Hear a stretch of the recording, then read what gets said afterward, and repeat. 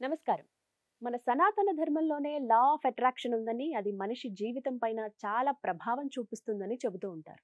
Energies గురించి మనం వింటూ ఉంటాం. అంటే శక్తులు.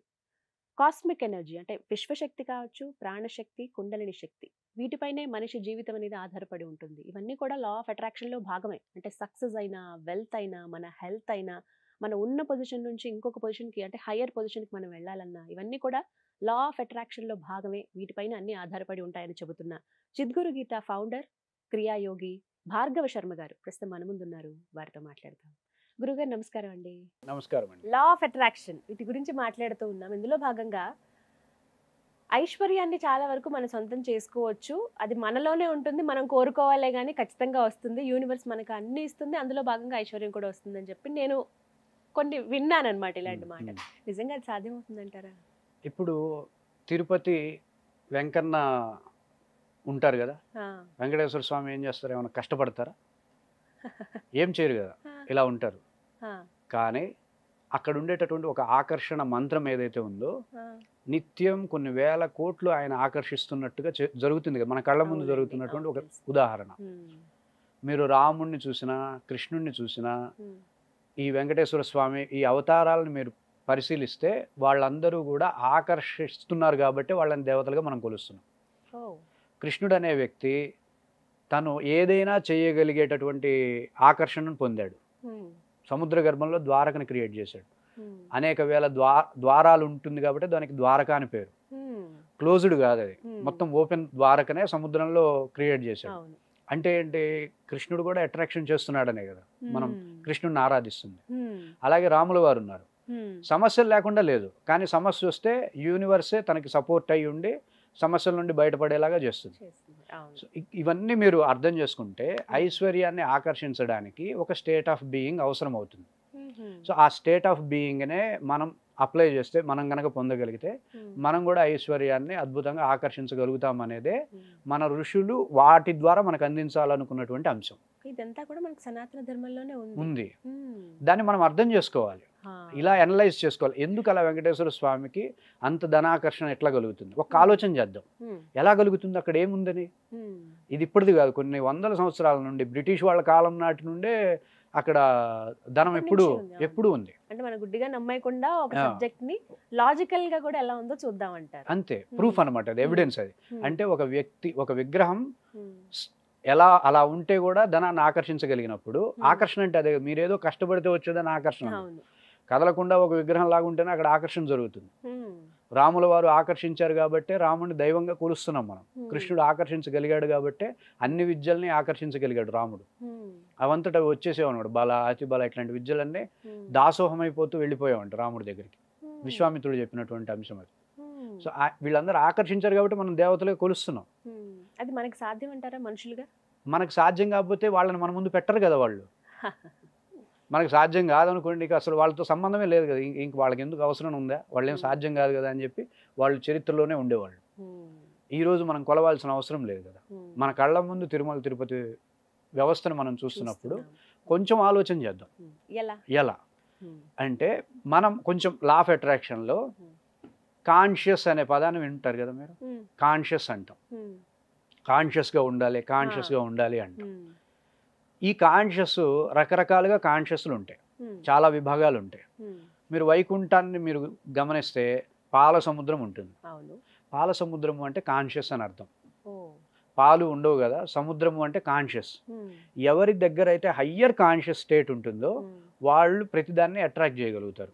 ఓహ్! ఎవరైతే కాన్షియస్‌ని పోగొట్టుకుంటారో హ్మ్. అన్నీ పోతూ ఉంటాయి. హ్మ్. దీనికి శాస్త్ర నిర్వచనం అక్కర్లేదు. హ్మ్. మీ పర్స్ అక్కడ పెట్టి మీరు కాన్షియస్‌ని పోగొట్టుకోండి. ఆ పర్స్ పోతుంది.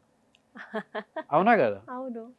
అరే! ఎందుకు పోయింది? దృష్టి దాని మీద లేదు. ఎలా కాన్షియస్ అయిపోయిందో లేదు. తెలీదు. ఆ! ఫస్ట్ ఆ ఫిజికల్ పదార్థం నేను అక్కడ పెడుతున్నా, ఆ పెట్టేటప్పుడు కాన్షియస్ లేకపోయేసరికి అది మర్చిపోతాం. హా! కాన్షియస్ లేకపోతే వస్తువులు పోతున్నప్పుడు, హ్మ్. కాన్షియస్ ఉంటే వస్తువులు వస్తాయనే కదా అర్థం. ఖచ్చితంగా. ఏదైతే లేదో అది హ్మ్. పోవడానికి కారణమైంది. హ్మ్. ఏదైతే ఉంటే అదే రావడానికి కారణమవుతుంది. హ్మ్. సో, ఈ కాన్షియస్‌లో 2 రకాల కాన్షియస్‌లు అంటాం. హ్మ్. ఒకటి existence based conscious, 2 energy based conscious. Okay. ఈ రెండింటిని సమన్వయం చేసుకుంటూ ఈ ఎఫ్ఆర్ఎస్ మెథడ్‌ని గనక మనం ప్రాక్టీస్ చేయగలిగితే ఐశ్వర్యాన్ని ఆకర్షించగలుగుతాం. హ్మ్. ఎందుకంటే కాన్షియస్ డిపెండ్స్. ఐశ్వర్యం ఆకర్షింపబడేది కాన్షియస్‌కే. విష్ణుమూర్తి దగ్గర లక్ష్మీదేవి ఉంది, విష్ణుమూర్తి దగ్గర హయ్యర్ కాన్షియస్ ఉంది కాబట్టి. లక్ష్మీదేవి ఎవరి దగ్గర ఉండాలి అంటే వాడి దగ్గర కాన్షియస్ ఉంటే వస్తుంది. అది ఏ విధంగా? మీకు కొన్ని ఎగ్జాంపుల్స్ చెప్తాను. కాన్షియస్కి క్యారెక్టర్కి, కాన్షియస్గా ఉండేవాడికి క్యారెక్టర్తో ఉండేవాడికి చిన్న చిన్న ఎగ్జాంపుల్స్తో మీకు అర్థమయ్యేలా చెప్తాను. ఇప్పుడు ఒక వ్యక్తి క్యారెక్టర్తో ఉంటున్నాడు అనుకుందాం. ఒక వ్యక్తి నన్ను చూసి కూడా చూడకుండా పట్టించుకోకుండా ఏముందిలే ఈయన బర్కలించేదని వెళ్ళాడు అనుకోండి, ఏం నన్ను అసలు ఏం పట్టించుకోవట్లేదు అని బాధపడుతున్నాం అనుకోండి. అక్కడ ఏం జరుగుతుంది? కాన్షియస్ లేదు, వ్యక్తిగతమైనటువంటి నిర్ణయాలతో అభిప్రాయాలతో వీడు ఉంటున్నాడు. సో ఇది మీ కాన్షియస్తో ఉండే వ్యక్తి ఎలా ఉంటాడు? దేవతా విగ్రహంలాగా ఉంటాడు నవ్వుతూ. అవునా కదా?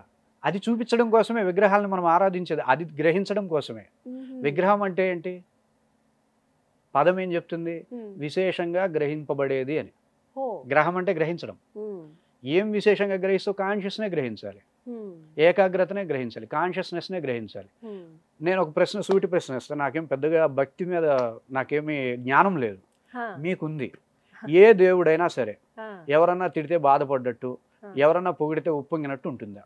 లేదండి, ఉండదు కదా. మనం అంటాం కదా, రాముడు నిత్యస్మితవదనుడు, తిట్టినా పొగిడినా ఇట్లనే ఉంటాడు, శత్రుభావం ఏమాత్రం ఉండదు. సో ఇలా కాన్షియస్గా మెలగడాన్ని మనం సైన్స్ రాయక్కర్లేదు. రామాయణం చదివిన ప్రతి ఒక్కడికి అర్థమవుతుంది, అర్థవంతంగా చదివిన వాడికి. భారతం చదివిన ప్రతి ఒక్కడికి కాన్షియస్గా ఉండడం తెలుస్తుంది. అయితే మేమేంటంటే వాళ్ళకి ఇంకా తేలిగ్గా అర్థమయ్యేలాగా, నేటి తరానికి అర్థమయ్యేలాగా మరికొన్ని ఎగ్జాంపుల్స్తో ఈ ఎనర్జీ బేస్డ్ కాన్షియస్ని, existence based conscious Ramudu, energy based conscious Krishnudu అనమాట. సో ఈ వీటి మీద వివరణలు ఇచ్చుకుంటూ వాళ్ళని ఆ కాన్షియస్లో పొందే విధంగా కొన్ని క్రియలు ఉంటాయి.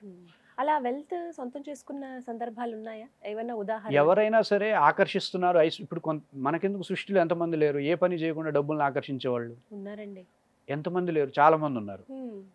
కొంతమంది 24 గంటలు కష్టపడుతున్నా కూడా డబ్బులు రావు. దానికి కారణం కాన్షియస్. అంతే, వాళ్ళు కష్టపడుతున్నారు తప్ప కాన్షియస్ లేదు. మీకు ఇంకా ఉదాహరణ చెప్తా. అసలు బిజినెస్లో ఏమాత్రం అవగాహన లేకపోయినా, బిజినెస్ చేయడంలో ఎక్స్పీరియన్స్ లేకపోయినా, అసలు బిజినెస్ గురించి ఏమీ తెలియకపోయినాడు కూడా బిజినెస్ పెట్టి లాభాలు తెస్తాడు, కోట్లు గడిస్తాడు. బిజినెస్ గురించి అన్నీ తెలిసి, అనుభవం ఉండి, వయసు ఉండి, అన్ని ఆటుపోట్లు చూసి అయినా సరే బిజినెస్ నష్టపోయే వాళ్ళు ఉంటారు. ఇక్కడ సృష్టికి కావాల్సింది నీ టాలెంట్, నీ సామర్థ్యాలు కదా, కాన్షియస్. అది యూనివర్సల్ రూల్. అది దాన్ని పెంపొందించుకునే విధంగానే ఎఫ్ఆర్ఎస్ మెథడ్ని మనం డెవలప్ చేసాం. ఈ మెథడ్ ద్వారా వాళ్ళు కాన్షియస్ డెవలప్ చేసుకోగలుగుతారు, ఆ కాన్షియస్తో థాట్ని జనరేట్ చేయగలుగుతారు. త్రూ ప్రాక్టీస్ ద్వారా, త్రూ సమ్ నాలెడ్జ్ ద్వారా, త్రూ సమ్ ఎక్స్పీరియన్స్ ద్వారా, కొన్ని కాన్షియస్ని ఎక్స్పీరియన్స్ చేసే కొన్ని మెళకువలు ఉంటాయి. ఆ మెళకువల ద్వారా ఈ ఎగ్జిస్టెన్స్ బేస్డ్ కాన్షియస్ని, ఎనర్జీ బేస్డ్ కాన్షియస్ని వాళ్ళు ఎక్స్పీరియన్స్ చేసి, అలా ఉంటూ కూడా మేము ఇంకా స్పెషల్ సెషన్స్లోనే ఈ టాపిక్స్ కవర్ చేస్తాం. ఈ టైంలోనే వాళ్ళ దగ్గర నుండి మాకు పాజిటివ్ ఫీడ్బ్యాక్స్ వస్తున్నాయి.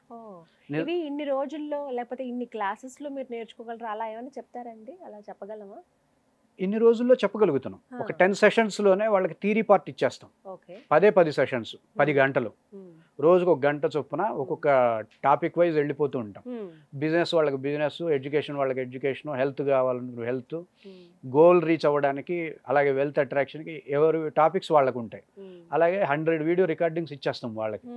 మొత్తం టాపిక్స్ మొత్తం వాళ్ళకి ఇంకా స్పష్టంగా ఉండడం కోసం ఈ వీడియో రికార్డింగ్స్ కూడా ఇచ్చేస్తాం. సో మనం చేయగలిగినంత సపోర్ట్ ఆ 10 సెషన్స్లో, స్పెషల్ సెషన్స్లో ఇచ్చేస్తాం. వాళ్ళు పూర్తి స్థాయిలో సమృద్ధి పొందుతారు. ఆ తర్వాత గ్రూప్ సెషన్స్లో వాళ్ళు మనతో పాటు డిస్కషన్ చేస్తారు, మనతోనే డైరెక్ట్ డిస్కషన్ చేస్తారు. ఎలా చేయాలి, ఎలా మనం ప్రాక్టీస్ చేయాలి అనే అంశాల మీద స్పష్టత తెచ్చుకొని చక్కగా ఎఫ్ఆర్ఎస్ మెథడ్ని ఈజీగా చేసుకోవచ్చు.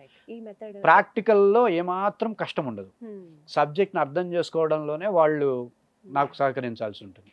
ముందుగా ఇలా క్లాసెస్ ప్రకారం అటెండ్ అయితే సరిపోతుంది అంటారు. ఆన్లైన్ అండి, అడగాలి, అంతే గట్టిగా అడగాలి. నాకేం తెలియదు అనే దాన్నే వాళ్ళు డైరెక్ట్గా ఎక్స్ప్లెయిన్ చేస్తే వాళ్ళకి అర్థం అయ్యేలా చెప్పే ప్రయత్నం చేస్తాం. సో క్లాసెస్ ఉన్నాయి, ఎంత త్వరగా జాయిన్ అయితే అంత బెటర్. ఎంత మందికైనా నేర్పిస్తారా? అలా లిమిట్ అంటూ ఏమన్నా ఉంటుందా? బ్యాచ్కి ఒక 15 మెంబర్స్, 20 మెంబర్స్ అనుకుంటున్నాం. ఎందుకంటే ఎక్కువ కన్ఫ్యూజ్ అవ్వకుండా ఉండడం కోసం. టైమింగ్స్ ఎలా ఉంటాయండి? టైమింగ్స్ ఎవరి టైమింగ్స్ వాళ్ళకు ఉంటాయి. ఇప్పుడు బిజినెస్ వాళ్ళకి 3 to 4, కాస్మిక్ వెల్త్ గురించి మాట్లాడితే వెల్త్ వాళ్ళకి 7 to 8, అలాగే సక్సెస్ కావాలనుకునే వాళ్ళకి 7 to 8, 8 to 9 అలా ఉంటుంది. 6 to 7 cosmic unblock, 7 to 8 wealth creation, 7 to 8 ఇట్లా 3 బ్యాచెస్ మార్నింగ్ ఉంటాయి. సో ఒక కాల్ చేస్తే పూర్తి కాల్ వివరాలన్నీ చేస్తే మీరు నేను అన్ని విషయాలు అందిస్తారు. చక్కగా చెప్పేస్తాం. ఇంటి దగ్గర ఉండే నేర్చుకోవచ్చు. ఇంటి దగ్గర ఎక్కడికి ఉండి వెళ్ళాల్సిన అవసరం వాళ్ళకి లేదు. ఎలా వాట్సాప్ ద్వారా నేను అందుబాటులో ఉంటా, ఫోన్ ద్వారాను అందుబాటులో ఉంటా, యాప్ ద్వారా కూడా మన చిద్గురు క్రియాయోగా అని ప్లే స్టోర్లో ఉంటుంది, యాప్ ద్వారా అందుబాటులో ఉంటాం. మేము యాప్స్ని ఆటోమేషన్ ద్వారానే వాళ్ళకి అన్ని డీటెయిల్స్ పంపిస్తూ ఉంటాం. వీడియో రికార్డింగ్స్ కావచ్చు, వాళ్ళ ప్రశ్నలకు సమాధానాలు కావచ్చు, ప్రతి ఇన్ఫర్మేషన్ ఉంటుంది వాళ్ళకి. వాళ్ళ డేటాబేస్ చాలా సెక్యూర్గా ఉంటుంది. యాప్ ద్వారా మనం మెయింటైన్ చేస్తాం కాబట్టి వాళ్ళ పర్సనల్ డీటెయిల్స్ ఎవరికి తెలిసే అవకాశం ఎక్కడికి తెలియదు. తెలియదు. రైట్, చాలా చక్కగా వివరించారు. నేను కూడా మరొకసారి చెప్తాను ఎలాగ క్లాసెస్ జాయిన్ అవ్వాలి. ఆ నెంబర్ ద్వారా మిమ్మల్ని సంప్రదిస్తే ప్రతిదీ క్లియర్గా అంతే. అర్థం. నమస్కారం గురు. ధన్యవాదాలు. సో విన్నారు కదా, ఇదే అంశం పైన మరిన్ని వివరాలు మీరు తెలుసుకోవాలనుకున్నా లేకుంటే గురువు గారితో డైరెక్ట్గా మాట్లాడాలనుకుంటే స్క్రీన్ మీద వారి నెంబర్స్ ఇవ్వడం జరుగుతుంది. నెంబర్కి కాల్ చేసి ఫుల్ డీటెయిల్స్ తెలుసుకోండి. ఇది వాళ్ళ వీడియో. నమస్కారం.